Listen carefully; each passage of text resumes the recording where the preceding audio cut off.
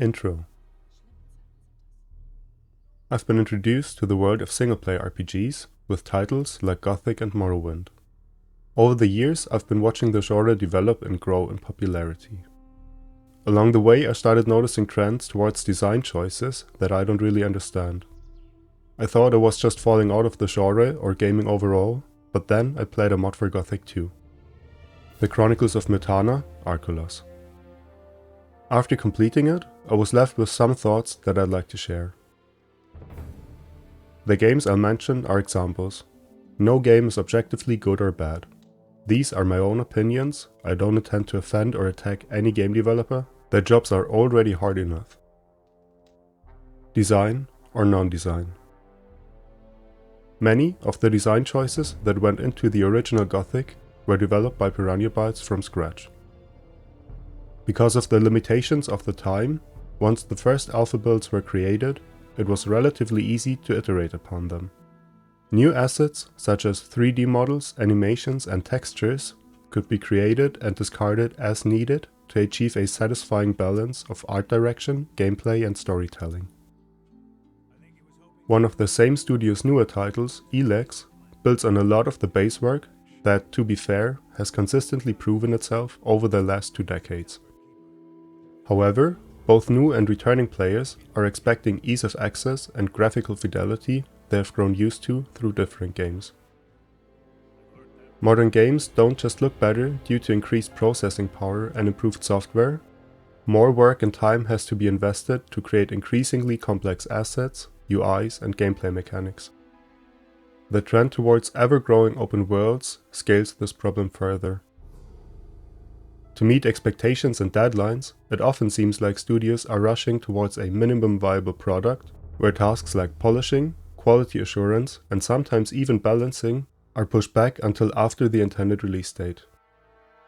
To me, there seem to be 2 obvious issues that contribute to making the current situation worse. But I hardly hear people talking about them, at least not in this context. The iterative process. When a majority of assets are already created, especially if they involve expensive and time-consuming techniques, such as photogrammetry and mocap, a studio loses a lot of flexibility when these assets will have to interact with each other, when during playtesting something doesn't work out, or when new ideas arise based on what has already been built. As a result, they can afford reworking existing content less than ever. Older games, such as Gothic, didn't suffer as much from that because of the limitations enforced by the processing power of the time, and even though dev programs were way more difficult to handle, it was always possible to implement changes from small item design alterations up to changing big parts of the world geometry or adding entirely new mechanics. At all stages of development, almost everything could still be changed or adjusted. If you want to change a photorealistic cliffside, you'll simply have more work to do than with a simple plane with a photo slapped on top of it. The world scale. Because of the trend toward bigger open worlds, an increasing number of assets will have to be created to populate them. At the same time, there's less time to consistently micromanage every nook and cranny. Even though huge worlds are easy marketing material, players seem to be becoming more and more aware of the lack of attention to detail and massive, unpolished chunks present in most of these worlds, especially if they aren't created with the budget and exploitative work ethics that the largest few studios in the world utilize. What can be done about this? Based on these 2 factors, it seems inescapable for upcoming and mid-sized studios to cut corners and rush development in order to stay relevant. However, there are a few solutions that seem obvious to me that I can barely find any discussion about, except for example a recent video by the YouTuber Jorgenson. Game studios could take advantage of their history and include a new step in the evolution from paper to game. Of course, first, there needs to be an idea that sounds great on paper, that's fleshed out before the first assets are created, excluding illustrative artwork of course. Instead of directly starting production, a demo game could be developed that adheres to the same limitations that a game about 20 years ago would have had. Simplistic graphics, rough animations but with a high focus on gameplay mechanics, world building, lore and terrain-wise, and NPC interactions. When the demo game is engaging, immersive, and balanced enough, it can be remastered or remade with developers being able to fully focus on intended art direction and polishing.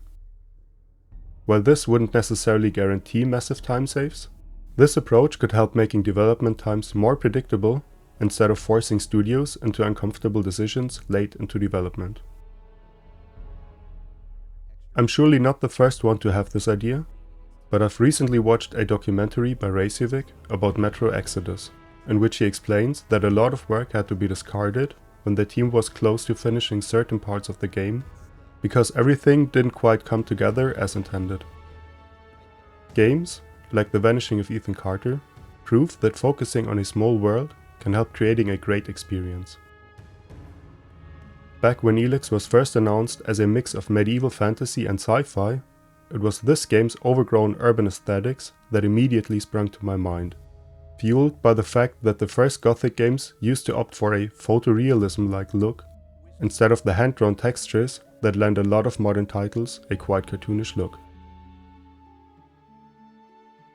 It's probably that unrealistic expectation that ultimately made me feel disappointed when finally playing Elex. After only 20 hours, I didn't feel any drive to continue. Archolos Island, from the mod I talked about in the beginning, is about the size of Gothic 2's maps combined, but about half of it isn't accessible because of cliffs and mountains. Yet, I invested 160 hours into Archolos before I decided that I had seen everything there is to it. The point that I'm trying to make is that there's no use in a gigantic game world if a player won't experience half of it before giving up. The worst that could happen with a smaller world would be people wanting more, and shouldn't that be one of the main goals of a studio?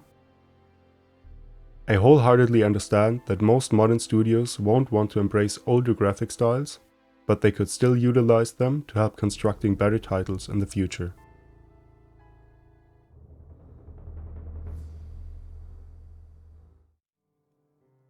Thanks for watching until the end. This is my first venture into video essays, so any comment or criticism is welcome. Depending on the reactions to this video, I may or may not continue creating these. I've been keeping notes on the history and development of Piranha Bytes and their communication with fans, for example. Also, a huge shout out to all the people that have been popularizing long-form retrospectives and essays about old school video games.